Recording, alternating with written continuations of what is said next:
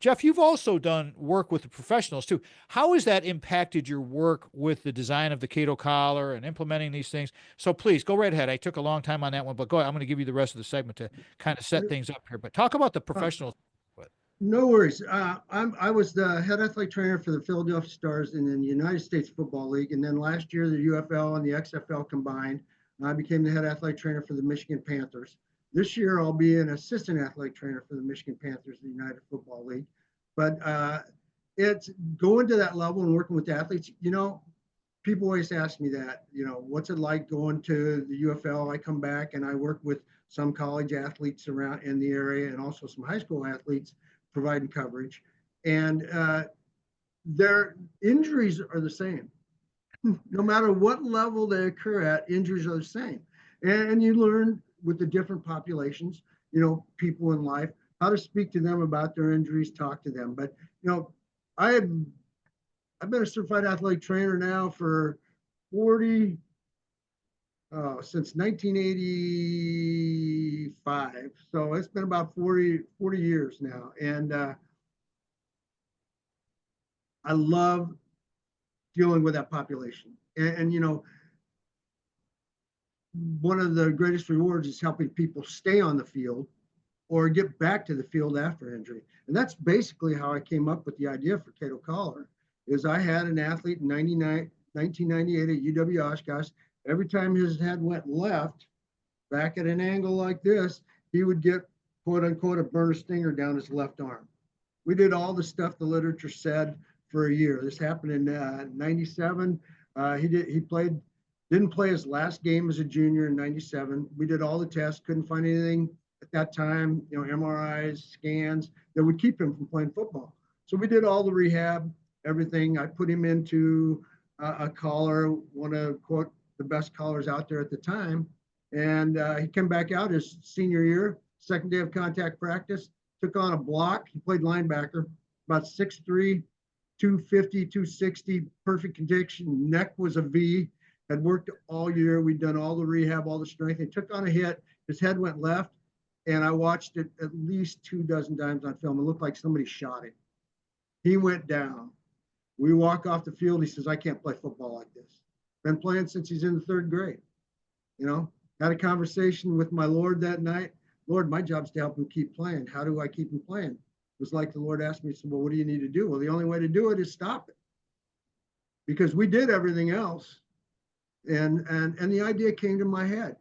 A collar which lays back flat, that would that players would wear because they had full motion, but would slow it down, allow for full active range of motion, but slow it down after impact. That's been going on. Okay, let's get into the anatomy thing, because this is a big portion of why you are the founder of the KATO Collar and Guardian Athletics.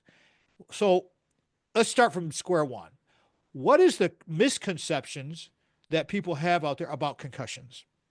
Well, I describe it to people simply by telling them, I said, when you went through anatomy class, what are the pictures you saw? You saw a brain. You saw the two cerebral hemispheres, the cerebellum, and the brainstem, the parts of the brain. That's what they showed you. That's what they pictured as the brain.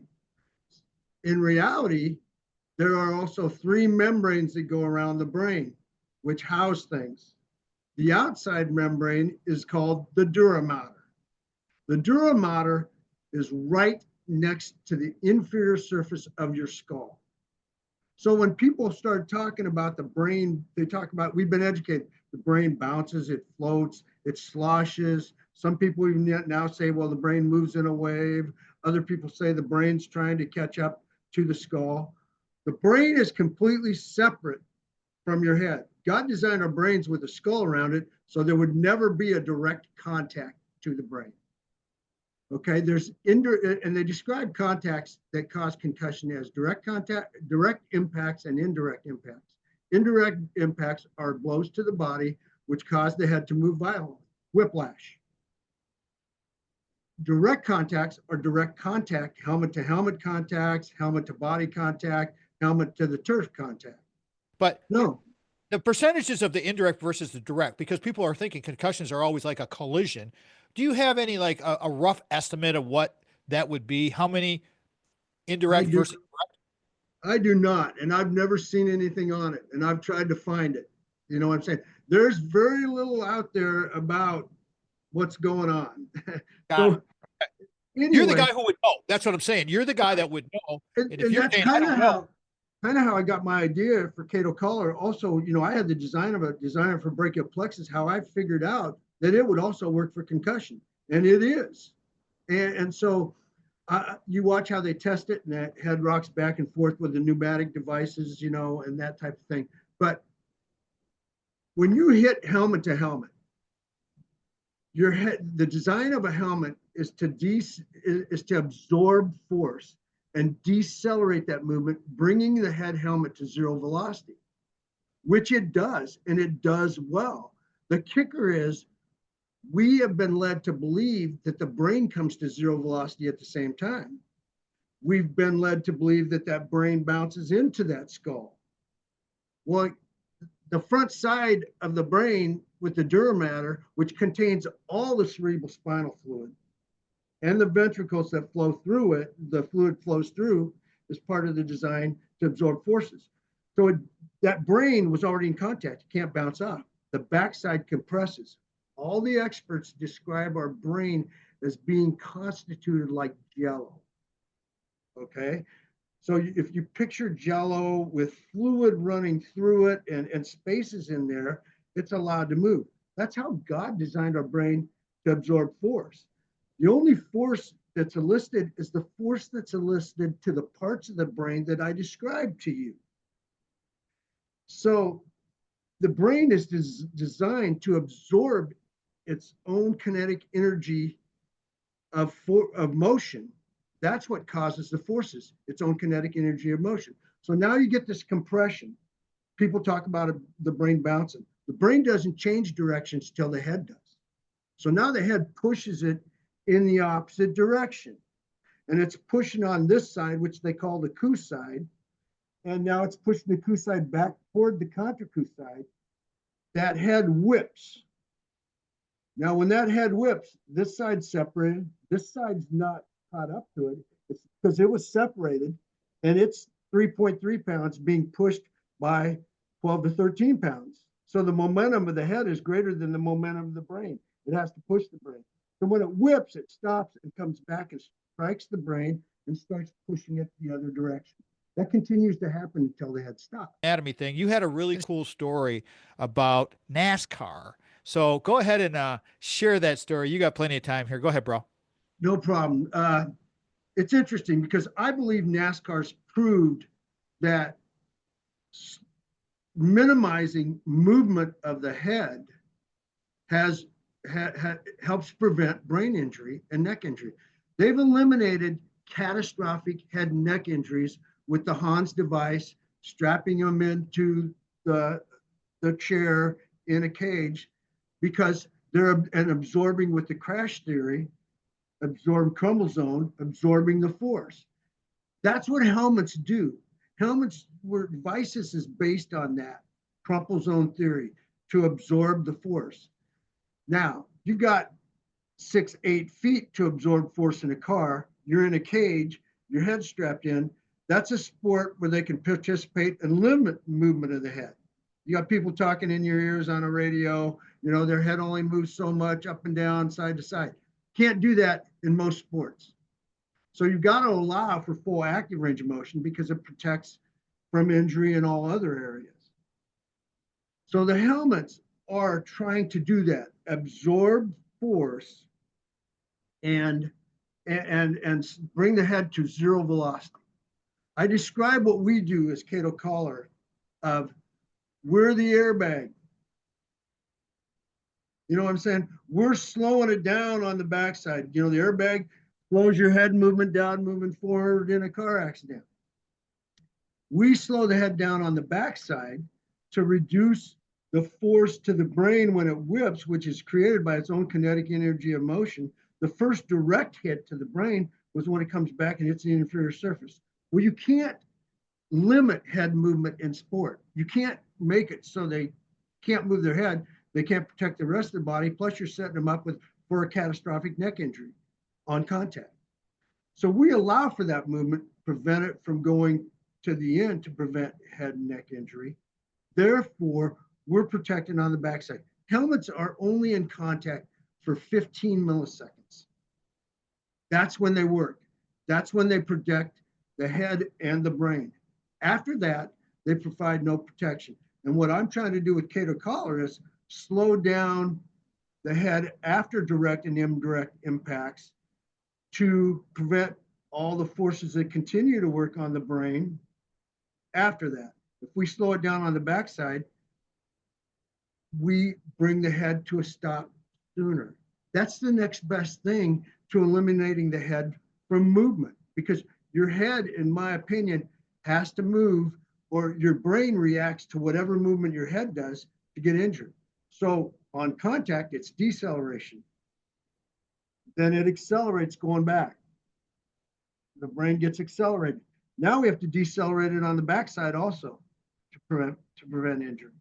That's the next best thing as what NASCAR has done to prevent the head from moving. They still get their bells rung in NASCAR. I mean, because that speed they're moving and they come to a stop, your brain's still going to move inside your head when it comes to a stop. It's still going to compress, but there's not the force going back. It comes back, so it comes to a stop sooner. And that kinetic energy of motion of the brain comes to a stop sooner. When you're in a car and you have those a nice car with a headrest behind you, isn't that the same kind of concept to keep your head from bouncing back? Is the KATO Collar? Isn't that the similar kind of concept? Correct? Am I correct? Yes. Except we're absorbing it on that backside and not blocking it. You see what I'm saying? Yep. Sometimes if you come back and it blocks, it comes to abrupt stop. We're slowing it down. That's one of the things that helmet companies have kind of talked negatively about KATO Collar, where you're blocking motion, so you're increasing force momentum to the neck. No worries. Okay. Jeff, how would you like people to get a hold of you? I got Mike on the brain because I want to get him on the show so bad. How would you like, again, we had that in the previous segment, but again, give everybody your phone number, website, talk about your website, by the way, is really nice. Really nice. Thank you. We've got it back up and running pretty good now. It was hacked and it was down for about 3 months. So it's back up and running. Best to learn more about the collar, go to www.guardianathletics.com. It will come up Guardian Athletics /KATO Collar. You'll see, and go to that website. My email address is jeff@guardianathletics.com, and my phone number is 507-384-8229, 8229, 507-384-8229. And if I don't answer, leave a message. I will get back to you. I'll read the message. I still work, but I will get back to you. So leave a message if you're interested in learning more about my company, Guardian Athletics, my safety device, KATO Collar, or even if you want to know more about Let's me. talk about that and then tie in the helmet, how the helmet has evolved, and how, with those covers they put on helmet, all that. We'll talk about it. Go right ahead. Well, chronic traumatic encephalopathy, CTE, was basically came out with a model. Most of you have seen the movie Concussion, or a lot of you have. And he named the disease CTE.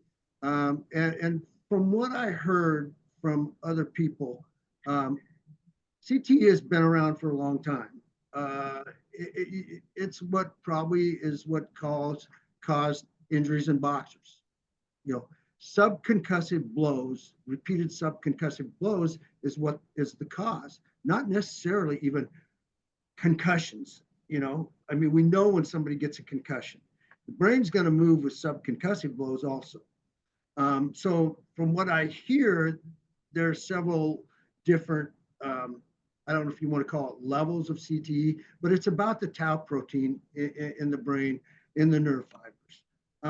Which get damaged. Those subconcussive blows that you just mentioned, those probably can accumulate, and they precipitate probably the ongoing or the upcoming concussion, potential concussion, right? So it's like that's what you're saying with these continued blows. They could be like below the level of knocking you out, but they add up.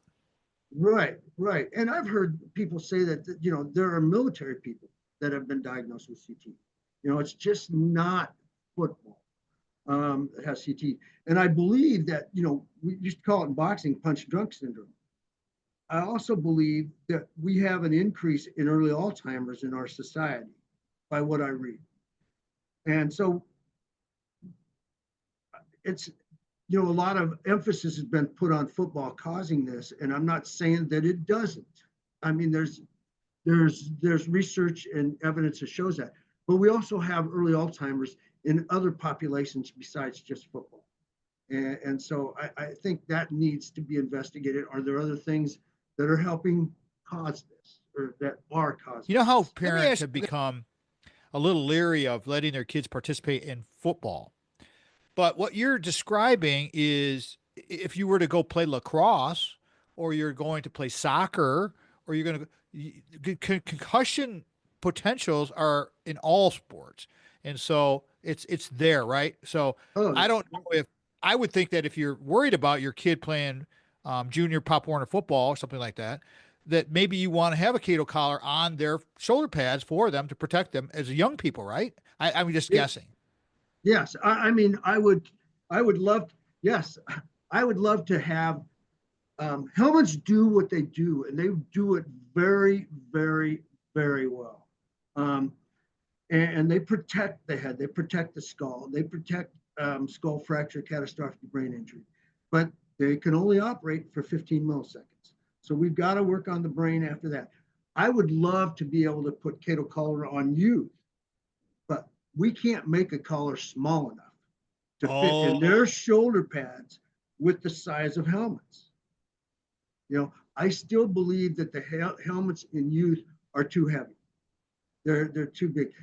Heavier helmets have been shown to absorb impact better, which is why helmets have gotten heavier. They absorb impact better than what we had with the straps and air earlier. We've got foam that's better absorbing. So they've improved, but they also have added weight. So when you think about what happens after impact, increased weight is going to increase momentum, which is going to increase speed of movement of the head helmet after impact.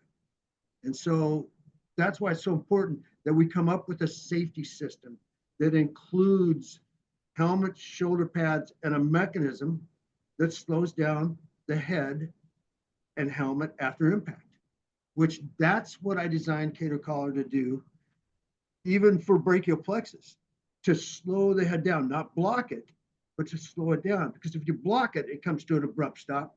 You're doing basically, you're not absorbing it, you're not giving it time to slow down and then move back. And we're slowing down the head helmet over a longer period of time, the brain over a longer period of time than you can do with just wearing a head helmet. do you see any players out there today not wearing a face mask? No. And that's my goal. My goal is to show that slowing down, decelerating the head out helmet after impact is just as important as absorbing force and trying to slow it down upon impact. And that's the goal. I would love this to eventually be required in all high school football players, because then we're protecting the brain after impact. We're providing a better level of protection for the brain on all hits that occur in football. Parents could go buy this. They could Yes, decide they want their kid to wear this. yes, and they can purchase it, and it works with it. It's agnostic with all helmets. You know what I'm saying? So it works. We have a large and a medium sized collar. Medium fits all, small, medium adult shoulder pads, and our large fits all, large through triple extra large adult shoulder pads. So I would rather see parents spend $250 on our collar to slow the head helmet down afterwards than go buy these helmets that way more, and they're spending six, seven, $800 on. The top 20 helmets in the NFL testing are pretty much the same. They don't even they don't explain the differences in them because it's insignificant. Here, but those little So bubble things they put on top of the helmets now, are those helping? um I don't want to fault anybody they're trying to absorb more force on impact. So do they help on impact? Yes, I believe they help. I do believe they add weight, so it increases it afterwards, but increases the momentum. But what they're trying to do is on all of those is add increased time of contact on the head helmet to absorb more force so that the brain takes longer to, shorter time of compression. The kicker is you got to realize when that head helmet comes to zero velocity, no matter that came to zero velocity, whatever the brain was moving at does not come to zero velocity at the same time. It just doesn't happen. It's still compressing. Awesome. I'm going to definitely have you back. Give me a 30-second takeaway, would you please?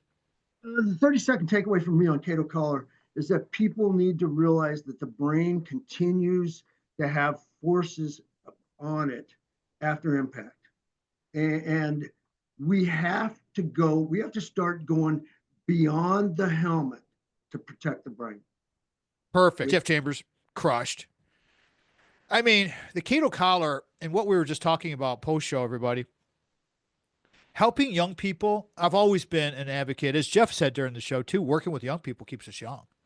So if you're afraid to work with young people, then you're a fool, because they're greatness. They just need to know that they can trust you. And having a guy like Jeff Chambers come on and helping young people, I hope that parents out there that hear this, for the Pop Warner kids that wear, the size shoulder pads that they can, even maybe it's going to be the high school kids, but all of you parents should buy this device for your kids. I played football. I know. I wish I would have had one of these bad boys back in the day. So we'll leave it there. You've been listening to the Tom Matt Show, and I appreciate you all very much. Again, I want to say thank you to Vanessa. I want to thank you to Mitch, and thank you to Jeff for being on. And until next time, everybody, I'm Papa Tom. Peace out. Love y'all.